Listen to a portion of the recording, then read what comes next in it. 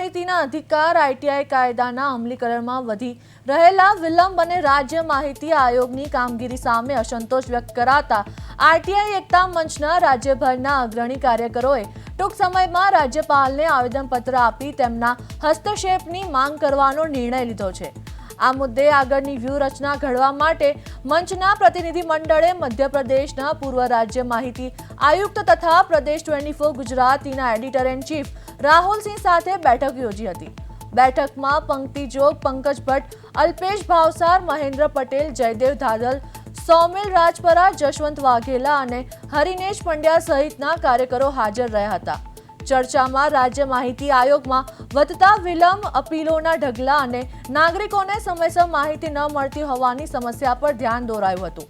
કાર્યકરોએ જણાવ્યું કે આરટીઆઈ માત્ર કાયદો નહીં પરંતુ પારદર્શિતા અને જવાબદારીનો પાયો છે। રાજ્યપાલ સમક્ષ આયોગની કામગીરીની સમીક્ષા, સમયબદ્ધ કાર્યવાહી અને જરૂરી સુધારાત્મક પગલાં લેવા રજૂઆત કરવામાં આવશે।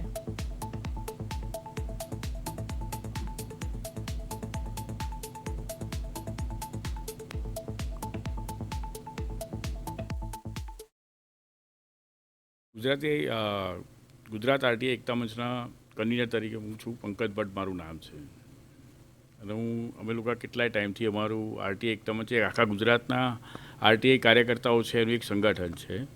એ સંગઠનથીમાં જે કંઈ આરટીઆઈને લગતા પ્રશ્નો આવે અથવા કમિશનરની ગુજરાત માહિતી આયોગના કમિશનરોના કોઈ પ્રશ્નો હોય એમને અથવા એમના થયેલા ચુકાદા હોય એ ચુકાદાની સમીક્ષા કરવાની તે કામ અમારું આરટીઆઈ એકતા મંચ કરે છે। વારંવાર કમિશનર સાથે બેસી અને દરેક મુદ્દાએ ચર્ચા કરીએ દર 2-3 મહિને